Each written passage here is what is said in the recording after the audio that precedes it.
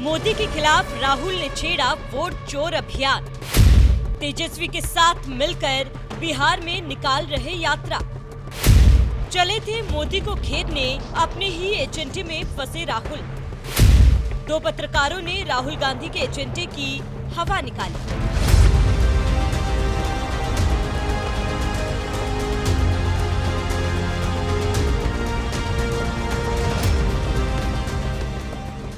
देश की सत्ता संभाल रहे प्रधानमंत्री नरेंद्र मोदी को चुनावी मैदान में मात नहीं दे पा रहा विपक्ष ने कभी चौकीदार चोर है का मुद्दा चलाया था, लेकिन इसके बावजूद जनता ने विपक्ष के आरोपों को खारिज करते हुए मोदी को सत्ता सौंप दी।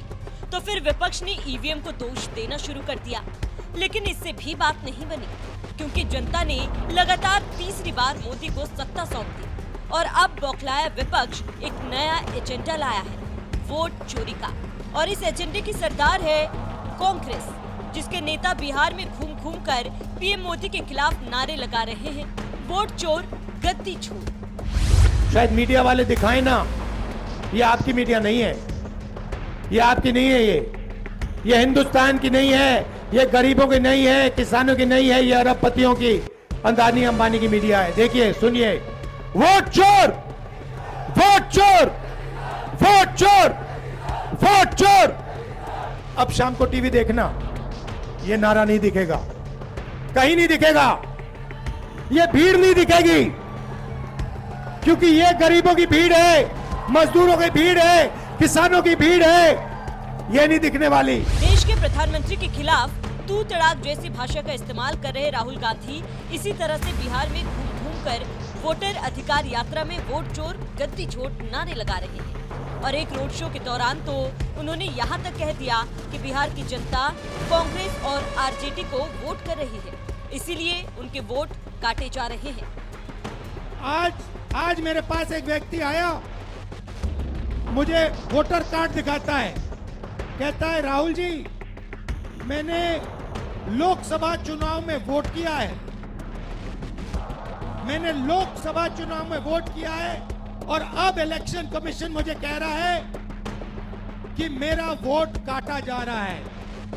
मुझसे पूछ रहे हैं वो, मेरा वोट क्यों काटा? मैंने उनसे पूछा, भैया आपका नाम क्या है? नाम क्या है? नाम बताया। फिर मैंने कहा कौन सी पार्टी के लिए वोट करते हो? कहता कांग्रेस पार्टी। मैंने कहा समझ गए बात, क्यों काटा है आपका वोट? क्योंकि आप कांग्रेस पार्टी को वोट देते हो, आप आरजेडी को वोट देते हो, आप वीआईपी को वोट देते हो, आप सीपीआईएमएल को वोट देते हो, इसलिए आपका वोट काटा जा रहा है। सीधी सी बात। मोदी विरोध में बोलते बोलते राहुल गांधी यहाँ तक बोल गए, बिहार की जनता कांग्रेस और आरजेडी को वोट देती है, इसीलिए एसआईआर में उनके वोट काटे जा रहे हैं। लेकिन राहुल गांधी ये बात शायद भूल गए कि पूरे बिहार में 8 करोड़ से ज्यादा वोटर हैं, उनमें भी करीब 65 लाख वोट ही कटे हैं। तो क्या इसका मतलब है कि सिर्फ 65 लाख वोटर्स ही आरजेडी कांग्रेस को वोट करते हैं? इसी मामले को लेकर राहुल गांधी पर तंज मारते हुए पत्रकार सुशांत सिन्हा ने एक ट्वीट में कहा, राहुल जी लोगों को बता रहे हैं कि आप कांग्रेस को, आरजेडी को वोट देते हो, इसीलिए आपका वोट काटा जा रहा है। इस लॉजिक से तो बेसिक सा सवाल ये है कि क्या बिहार में 8 करोड़ से ज्यादा वोटर्स में से सिर्फ 65 लाख वोटर ही आरजेडी कांग्रेस वगैरह को वोट करते हैं? क्योंकि एसआईआर में तो इतने ही वोट कटे हैं। इसका मतलब बाकी के 7 करोड़ से ज्यादा वोटर राहुल तेजस्वी को वोट करने वाले नहीं है, इसीलिए चुनाव आयोग ने उनका नाम लिस्ट में रहने दिया। अगर ऐसा है तो फिर तो सो कॉल्ड वोट चोरी की जरूरत ही नहीं पड़नी चाहिए, बीजेपी को गजबे है। पहले तो वोट चोरी के मामले में सुशांत सिन्हा ने कांग्रेस नेता राहुल गांधी पर तंज कसते हुए उन्हें बिहार का वोट गणित पढ़ाया, तो वहीं दूसरी तरफ एक और पत्रकार अजीत भारती ने भी कांग्रेस और आरजेडी पर रहम दिखाने में कोई कसर नहीं छोड़ी।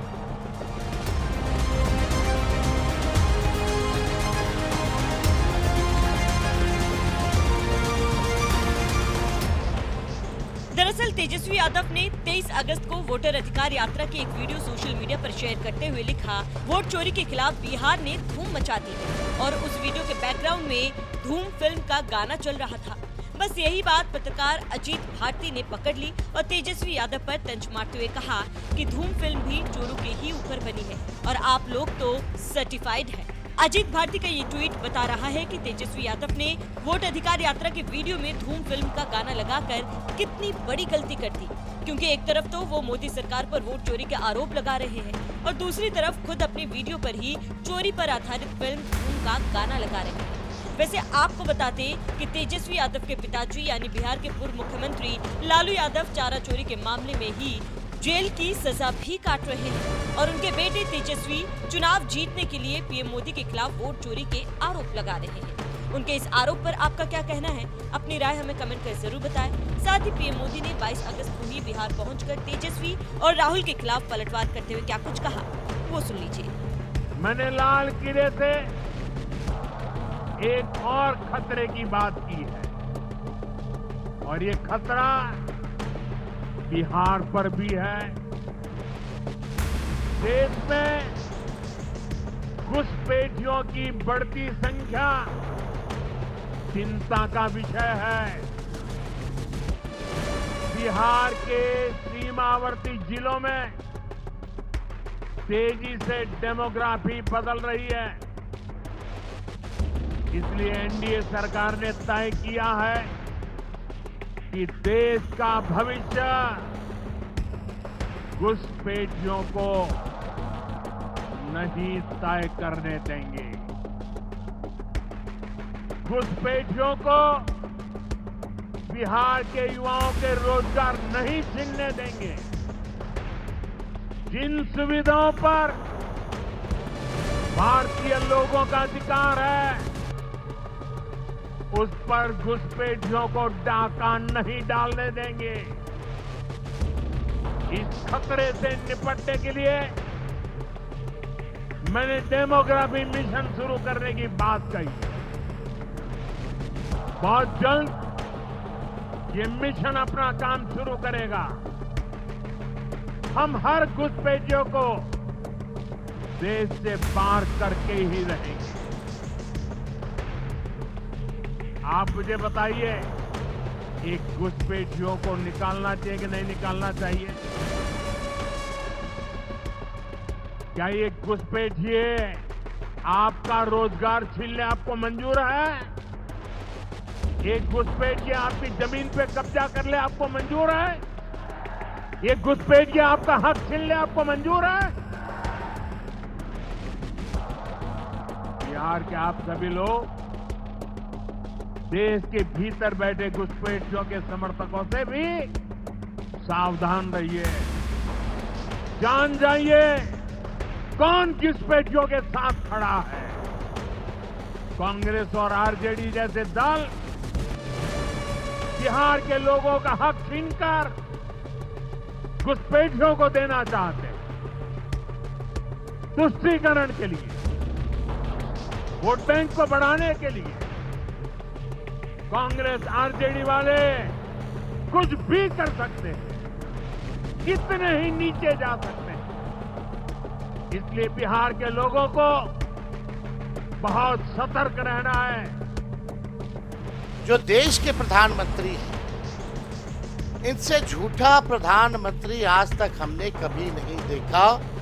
अफवाह फैलाना और समाज में जहर बोने का काम इनसे बेहतर और कोई नहीं करता। आप देखिएगा, प्रधानमंत्री जी गया आए और गया में उन्होंने कहा कि घुसपैठियों को भगाने के लिए जो है ये इलेक्शन कमीशन जो है काम करना। इलेक्शन कमीशन के जो कैटेगरी का जो लिस्ट है या सुप्रीम कोर्ट में जो एफिडेविट जमा किया है, वहाँ कहीं भी घुसपैठियों का जिक्र नहीं है। ये बिहार की धरती है। यहाँ अगर आप चाहेंगे लोकतंत्र को खत्म करना, क्योंकि ये लोकतंत्र की जननी है, बिहारी एक एक बिहारी यहाँ के लोकतंत्र या देश में जो लोकतंत्र है या संविधान है, इसको खत्म नहीं होने देगा। अगर आप ये खबर फेसबुक पर देख रहे हैं तो वीडियो को लाइक करके पेज को फॉलो करें। इसके अलावा अगर आप इस खबर से यूट्यूब के जरिए जुड़े हैं तो चैनल को सब्सक्राइब करके बेल आइकन दबाना बिल्कुल ना भूलें। नमस्कार।